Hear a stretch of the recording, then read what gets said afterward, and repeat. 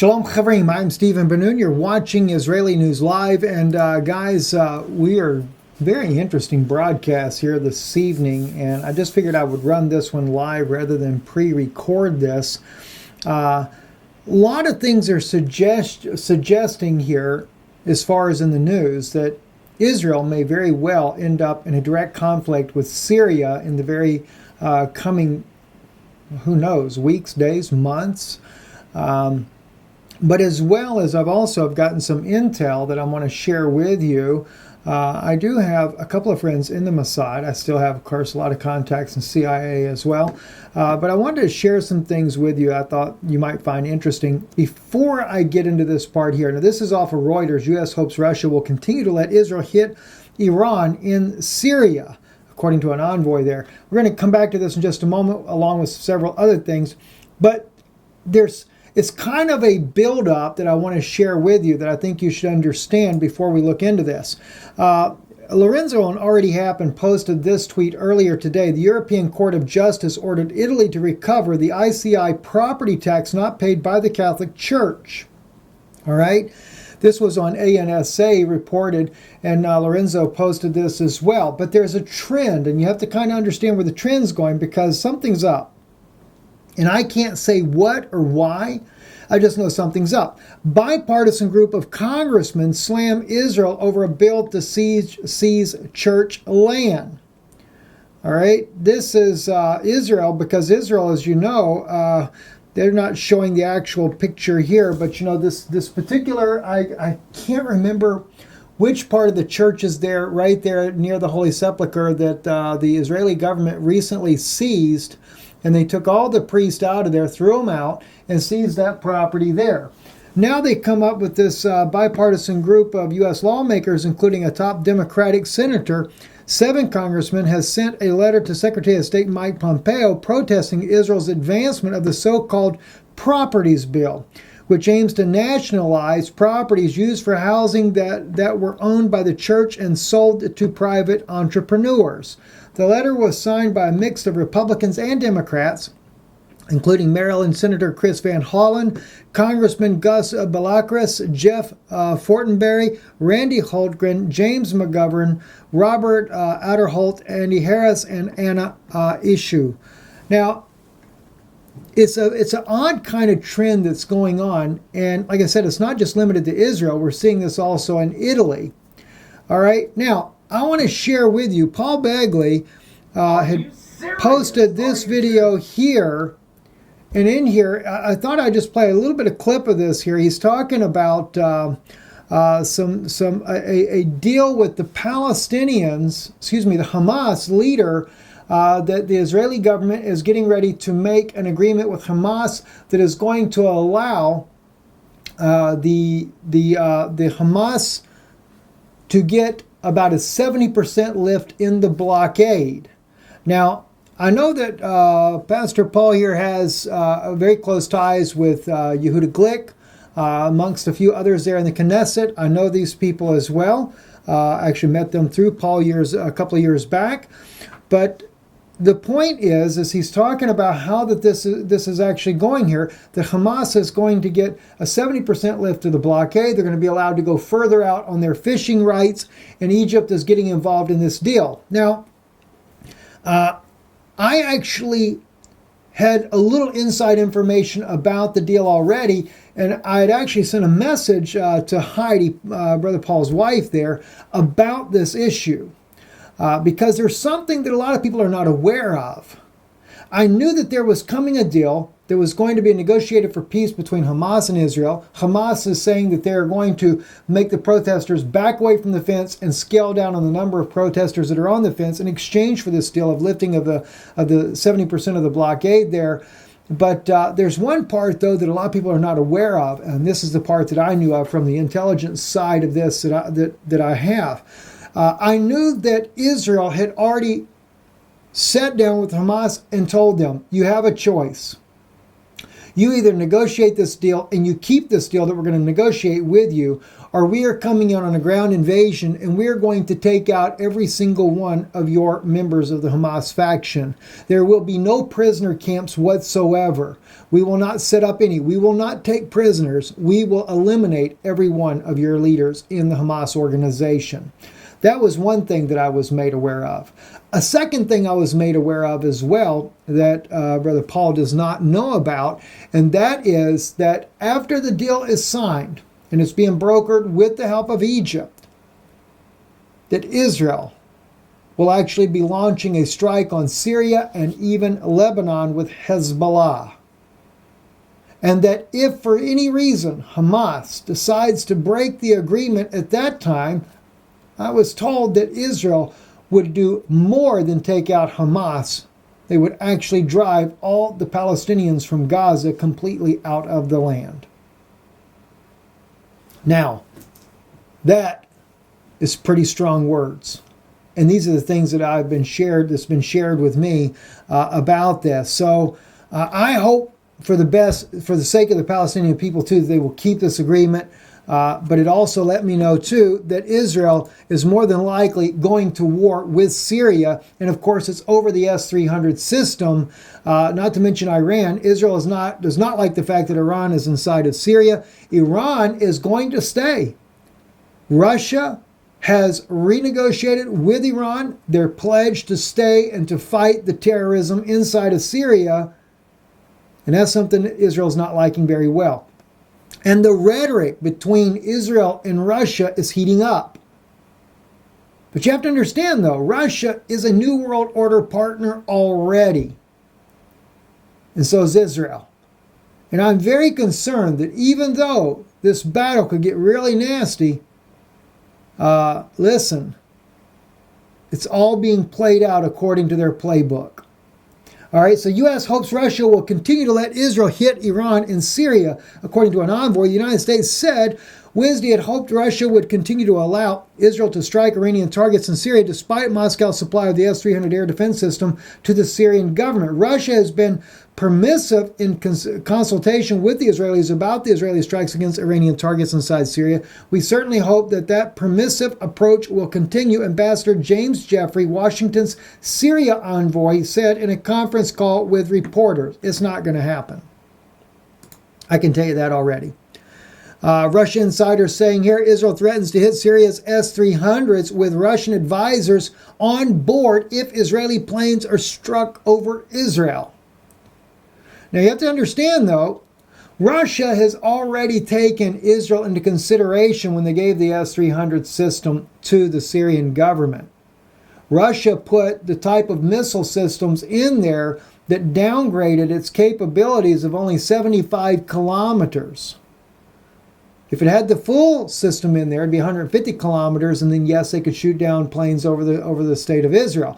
Now, if the S-300 system is stationed over Damascus, then there could be a possibility they could hit a plane right there near the Golan Heights, technically. Other than that, no, they couldn't. And in fact, the new F-Series F-22 that Israel has, or the F-35s, I should say, had the ability to take out the S-300 system from outside of the range of the S-300. So it's kind of interesting how this comes out. An Israeli cabinet minister has warned that if the Syrians use their recently supplied advanced Russian air defense missile to bring down Israeli planes over Israeli territory, the launchers would be targeted. Even that means endangering Russian military specialists at the launch sites. Environmental Protection Minister Zeev Elkin, who is also co-chair of Russia's Israel Intergovernmental Commission, told Russian media Monday that it was a big mistake for Moscow to supply its ally Syria with the S-300 missile system because the advanced missile, which are considered significant threat to Israeli air power in the area, might lead to destabilization of the situation. You know, why can't we have peace? Why can't we not just have peace in this region? Why, you know, if you get the elite out of the way, if you get all these elite government officials, I don't care who they are, whether they're Israeli elite or whether they're Russian elite or American elite, if you can just get these bunch of idiots out of the driver's seat, we could probably get some peace in this country. We could probably have peace with Israel. Israel could probably have peace with Syria. Just get the common people involved and get all these, what do you want to call them, crackheads, wackos, whatever, get them out of the power.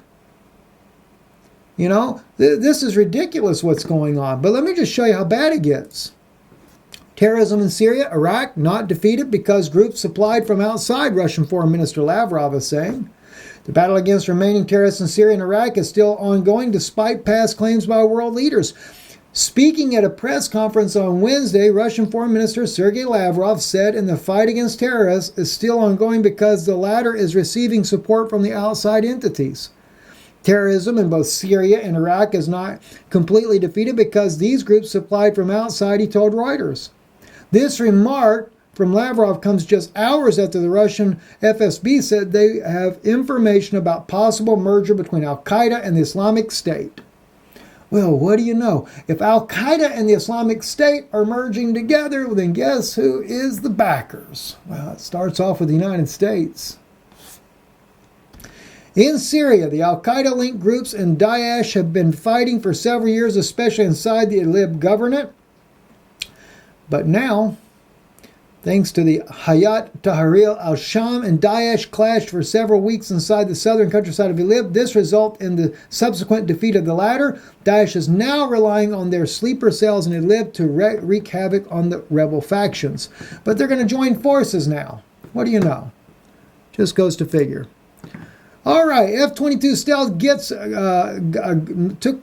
brought 587 enemy aircraft over the skies of Syria here in the last month here, caused a major pushback, and boy, their ad is right there in the way of everything. The U.S. F-22 Raptor stealth fighter jets just completed their first combat surge in the operations over Syria. Doing so deterred almost 600 enemy aircraft. Now, I noticed in the article, when I read the article, that there is only one plane that's not deterred by it. That's Russia's more advanced aircraft. They do say specifically in there, the only aircraft that are deterred by the F-22 are the older models of Russian Sukhoi units that are being deterred. They said the more advanced ones are not deterred. Israeli airstrikes endanger lives of Russian soldiers on several occasions in Syria, according to Foreign Minister Lavrov. This is what I was talking about as far as the tensions are growing. The Israeli military has not always complied with its obligation to notify the Russian military before attacking Syria. Russian Foreign Minister Sergei Lavrov told Spain's El País on Monday. Unfortunately, the Israeli side do not always strictly comply with its obligations, especially as regards to the obligation to notify the Russian military about combat operations in Syrian territory, Lavrov began. And of course, the reason why, naturally, is because they're afraid they're going to tip off the Iranians and they won't be able to take out more Iranians. And that's the whole purpose, is to, take that target out as well. Never ending, is it? Lavrov blasts the West for justifying extremism pretext of fighting authoritarian regimes. That came out on TASS as well. That's why I say the rhetoric between Russia, the United States, it is growing. And by the way, the same source, a different source actually said to me that we are dangerously close to a war with Russia and possibly even China. And speaking of Russia and China, I've got also two on Zero Hedge. Tyler Durden put out an article today. North Korea threatens to restart not today. Yeah, it's actually today. It's restart nuclear program if U.S. won't lift the sanctions. Things have been quiet in North Korea since Secretary of State Mike Pompeo enjoyed a harmonious surprise lunch with Kim Jong-un during a visit to Pyongyang last month, where Pompeo and Hermit Kingdom's dear leaders tentatively agreed to a second summit between President Trump and Kim to be held as early as possible. That lunch effectively signaled that the denuclearization talks between the two sides had begun, again in earnest, after North Korea announced that it would dismantle its main nuclear facility and several missile testing sites under the international scrutiny, something that Kim tried to spin as a gesture of goodwill. However, the talks during the intervening weeks has been less than productive. Kim Jong-un sees that he's not going to get anybody to do anything on their side, so why bother to offer any more? I guess that's really what it comes down to at the end of the day. Al-Nusra conducting military drills in the west of Idlib. As I mentioned to you the other day, Russia has sent a huge armada of ships into the region there with cruise missiles, getting ready to do a strike on Idlib. And I'm sure if Turkey doesn't start getting these guys out of there as they had promised in this negotiation, it's going to be a fight. And I don't think Turkey was ever planning on taking them out in the first place either. So, just who knows? Very, very, very tough situation right now going on over there. Russia is increasingly successful in downing U.S. drones using electronic warfare, according to the FRN News right here. Said that Russia is, for example, exercises in the Russian region of Leningrad, during which advanced electronic warfare system SEALOC detected unarmed aerial vehicles. Although the Russian army has been using electronic means of suppressing for a long time, it was only in October 2017 that the first terrestrial system was introduced, whose main objective is to disable and neutralize enemy drones, which we already know from the USS Donald Cook, which they nicknamed the Donald Duck. Russia's got some pretty powerful military hardware to be able to jam and to mess up things very, very easily. This is a little bit off note here on TASS Russian media there. I picked up this article as well. Thought I'd share this with you. I'll show you just a picture. Well, I'm sure some people can probably read it here. This is a very alarming news article. It's very brief. They don't go into much detail on this, but Russia, TASS Russian News is actually reporting that the Russian government is looking to introduce legislation that will put doctors in prison that refuse to vaccinate children in Russia. That is New World Order. That is majorly concerning, and what I'm concerned about even more so, that's what's coming to America in the not so distant future. So those of you that know vaccines are very dangerous, keep in mind who's behind it. Big Pharma. And Big Pharma also supplies other parts of the world as well. And one last bit of note here. Listen, I'm going to tell you something, guys. I saw this article come out, and I've always been a Republican myself, so I'm not here to support one side or the other, in this case, Republican or Democrat. But Sean Hannity had posted this article, "Not so fast, Stacey Abrams refuses to concede Georgia's race for governor." And of course, I know why, because not every vote has been counted as of yet. But there's been a lot of issues, especially in Georgia, where people have been taken off of the voter registration that should not have been taken off. I watched one 92-year-old woman that Greg Palasta posted, and she's 92 years old. She's been voting for over 60 years, since 1968 in the same location. They said that she was part of the civil rights movement, she said she's voted every single year since then, and was turned away from the polls for no reason whatsoever. No answers as to why. And I believe, regardless of what we may think, and as far as in the elections and things, every person's vote should count. Doesn't matter who they are. And I realize there is issues where people are doing double ballots. I know that goes on. But then there's also people that are being taken off of the ballots altogether unjustly. And that's a big problem. And I know there's got to be something can be done that can fix the system that we have. But big issue. And I know both sides it's a big issue. So I'm not here to say one way or the other. But I just want to say in this case here, they should count the votes, make sure it's right. I know there's a few contested races there. I don't get into the political scene very much myself. I let everybody duke that out between themselves, because I hate to see how hateful and the mere hatred that goes into politics nowadays. It's just unbelievable. I've never seen people so willing to, be bitter enemies than over politics. It's worse than religion by far. Anyway, I'm Steve Benoon. You're watching Israeli News Live, Erev Tov, and truly live today. Shalom, shalom. In a world, of course, as we always say, Ein Shalom. There is no peace.